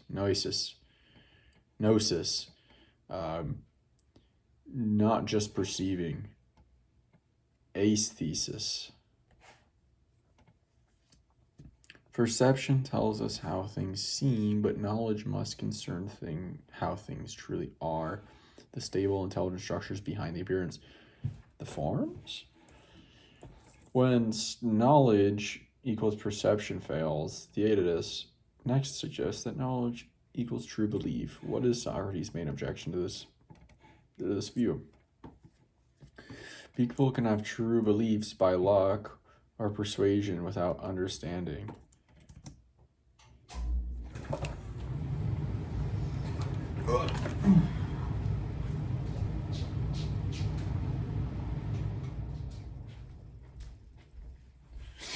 Alright. True beliefs are impossible without sensory confirmation. True beliefs change over time as perception changes. True belief requires divine inspiration. I'm going to go with people can have true beliefs by luck or persuasion without understanding. That's right. Socrates points out that true belief can be correct by chance. For example, someone may guess the right road to Larissa without actually knowing the way. So, while true belief may lead to successful action, it lacks the understanding that distinguishes genuine knowledge. This is Plato's key move toward the idea that knowledge requires not just believing the truth, but knowing why it is true, some rational counter-justification. Theodotus then proposes knowledge is true belief with an account, logos. Why does this definition ultimately fail in the dialogue? Because Socrates rejects the very idea of definition itself. Because no one can have both belief and perception together, because every account turns out to be either circular or insufficient, because knowledge cannot be expressed in language at all. Because every account turns out to be either circular or insufficient. This is where you need axioms. Socrates knows that adding an account, logos, doesn't solve the problem. It just pushes it back a step. Each meaning of account fails. Explaining something by naming its elements is circular. It's frozen now.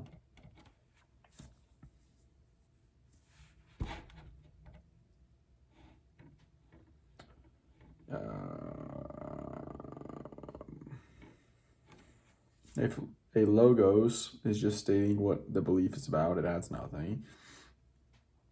If it means analyzing the parts, like spelling a word, it's mechanical, not understanding. If it means identifying what makes it distinct, we need knowledge of the difference, which leads to circularity. So even though this definition anticipates the later justified true belief model, Plato leaves the question unresolved, showing the depth and difficulty of defining knowledge itself. By ending the dialogue without a final definition, Plato suggests that knowledge is impossible and skepticism is the only rational stance.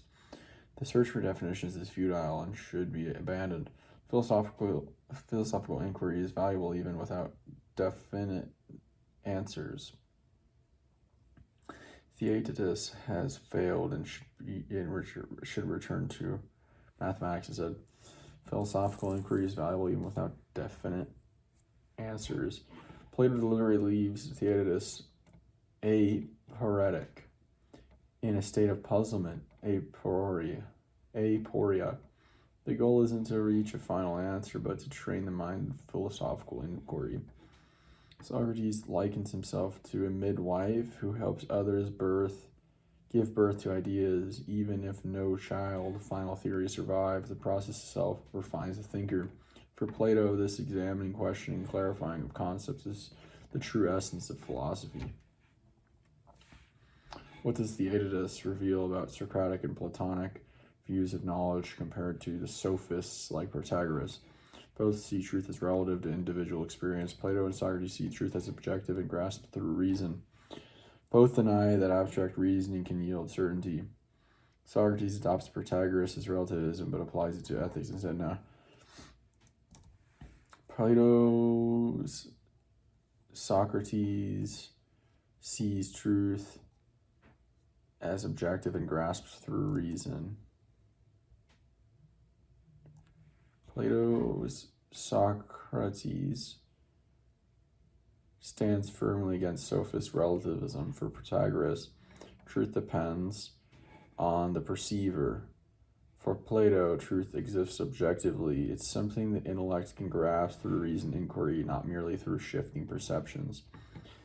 This contrast makes a turning point in Western thought. Knowledge isn't about how things seem, but how they truly are.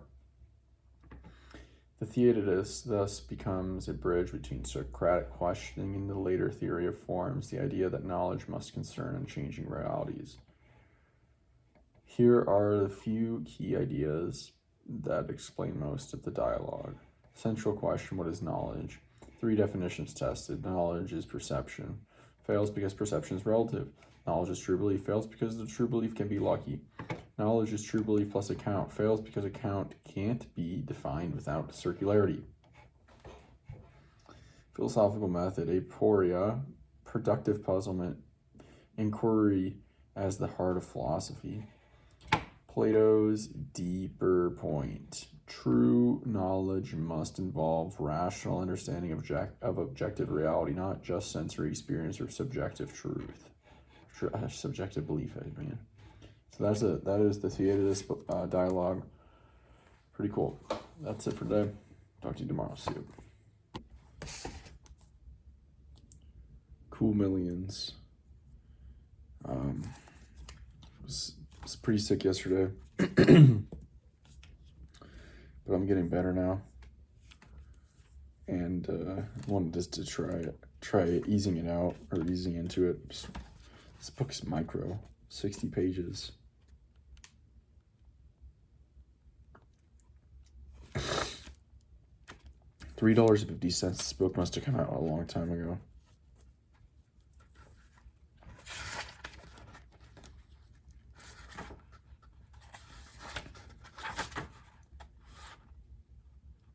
$1974.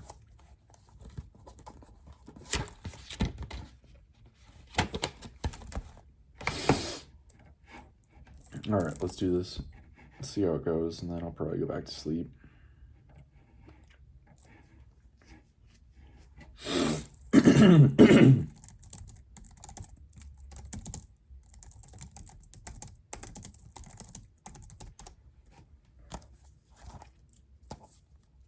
All right.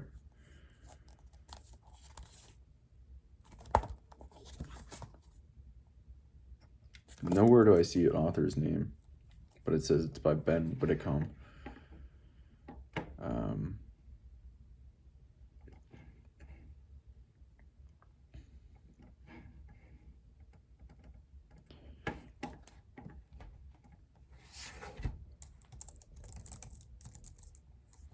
All right, do we want overall option A will focus on the key mechanisms and patterns behind the lives of the ultra wealthy.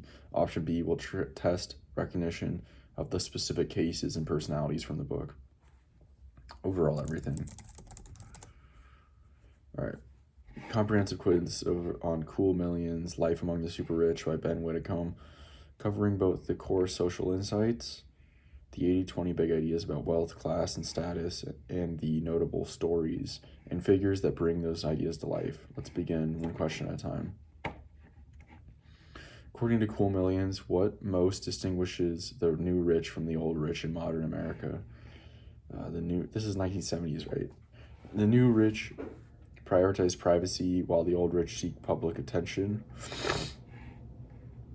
The new rich flaunt wealth for access while the old rich treat money as a background. The new rich invest mainly in art and culture, unlike the old rich who favor business. The new rich live modestly while the old rich emphasize visible luxury. I don't know. A? Privacy? Not quite. The new rich flaunt wealth for access while the old rich treat money as background. This is 1970s. In Cool Millions, Whitcomb shows how the new rich use wealth as a visible signal, buying attention, influence, and social entry. For the old rich, by contrast, money is merely context. Their social standing feels inherent and unquestioned. So overt display is considered gouge. I've never seen this word before.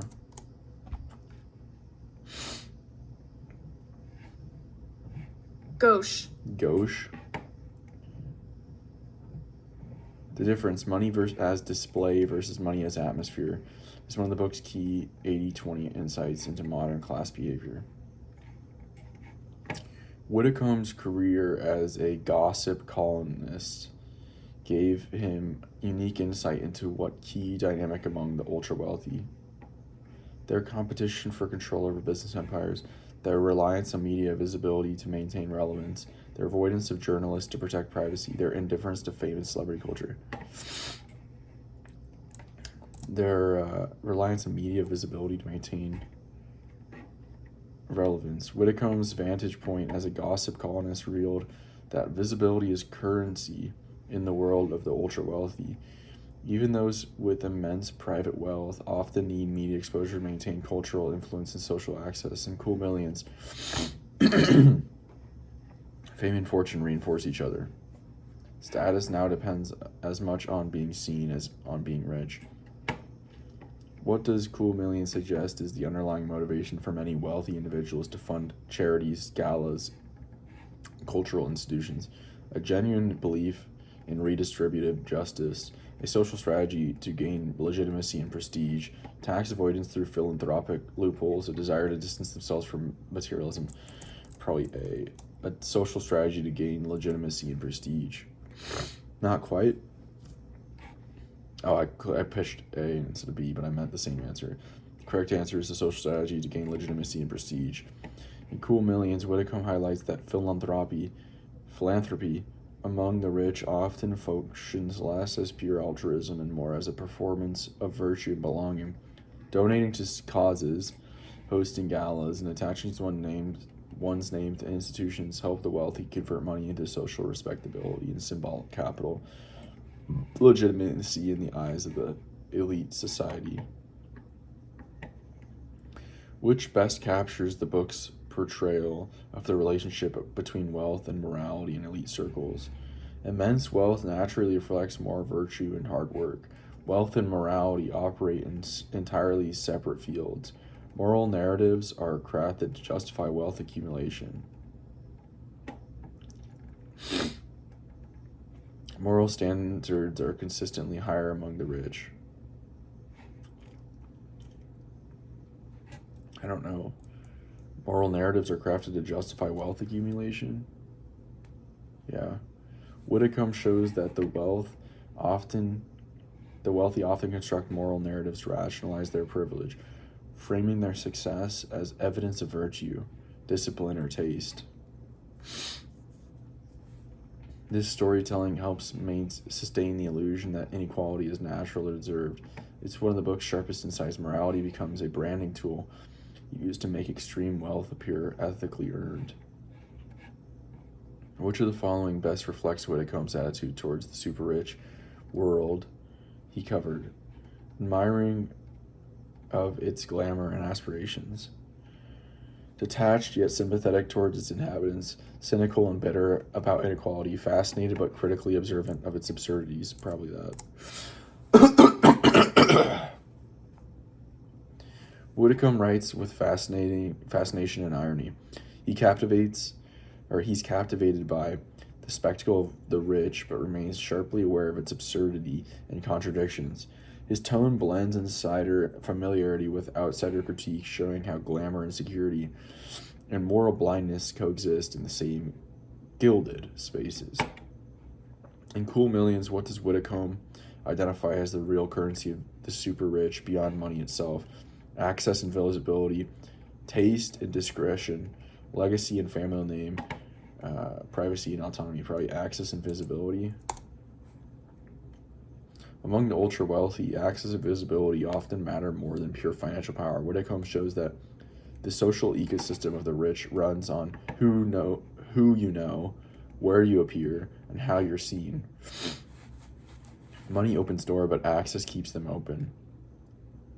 This is the book's central social insight. Status circulates through networks, not just bank accounts. What role does gossip play in the world described in Cool Millions? It serves as harmless entertainment for insiders. It reinforces social boundaries and power hierarchies.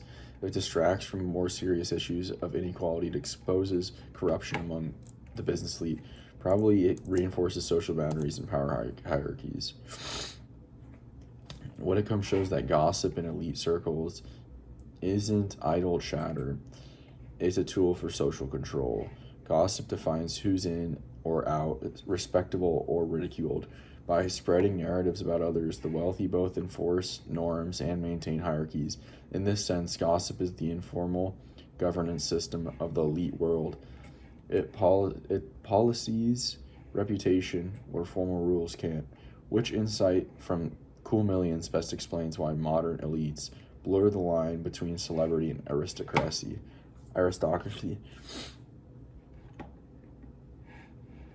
Which insight explains why modern elites blur the line between celebrity and aristocracy? Fame provides moral legitimacy that wealth alone cannot.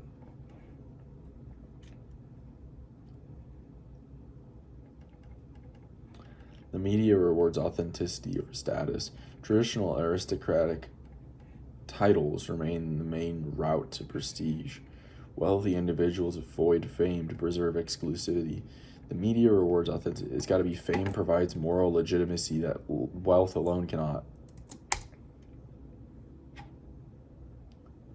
Whitcomb observes that celebrity functions as a new form of legitimacy for the rich, a way to justify status in a democratic media-saturated age where old aristocracy relied on lineage. The modern elite depend on recognition and visibility. Fame humanizes wealth, giving it a moral gloss of cultural relevance or merit. According to Cool Millions, what emotional pattern often underlies life among the ultra-wealthy?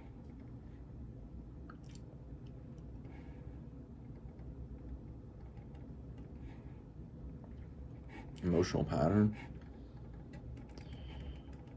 Contentment derived from financial security, anxiety about losing social status, indifference towards other people's opinions, gratitude for their privileged position, anxiety about losing their social status, probably, right? Yeah.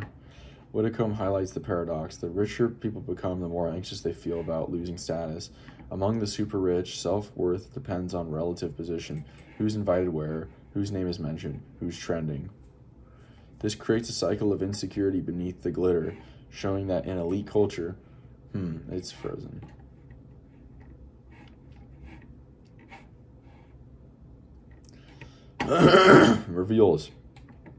Whitcomb reveals that status, anxiety, not satisfaction, often drives the behavior of the ultra-wealthy.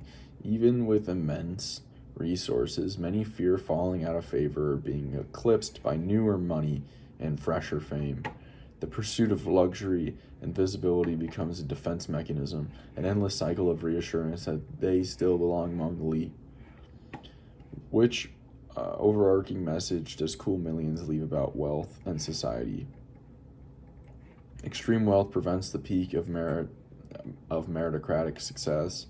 The rich live more meaningful and fulfilled lives. Wealth shapes culture as much as it reflects it. The super rich are isolated from and irrelevant to the broader world. Which overarching message does Cool Millions leave about wealth and society? Extreme wealth represents the peak of meritocratic success. No. The rich live more meaningful lives and fulfilled lives. No. Wealth shapes culture as much as it reflects it. That's got to be it. One of Cool Millions' core conclusions is that wealth doesn't just mirror culture, it molds it. The tastes, habits, and narratives of the rich influence everything from fashion to politics and morality.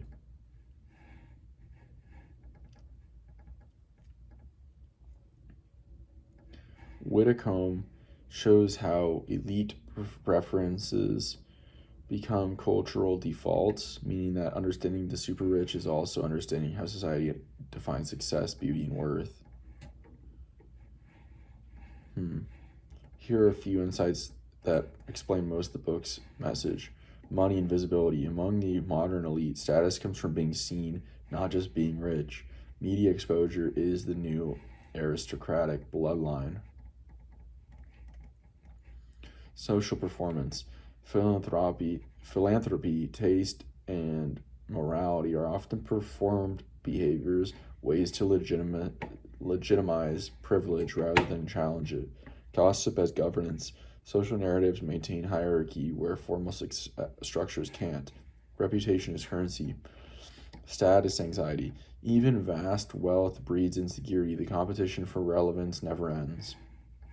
Cultural influence. The values of the rich reshape public ideals, quietly steering what society admires and aspires to. In short, Cool Millions is less about luxury and more about the psychology and sociology of status, how money turns into meaning, and how those meanings rule the modern world. Interesting. Yeah, this book's mostly about status. And, yeah, it's not what I would have expected, but now I got a better idea of what this book's about. So that's it for now. Talk to you later soon.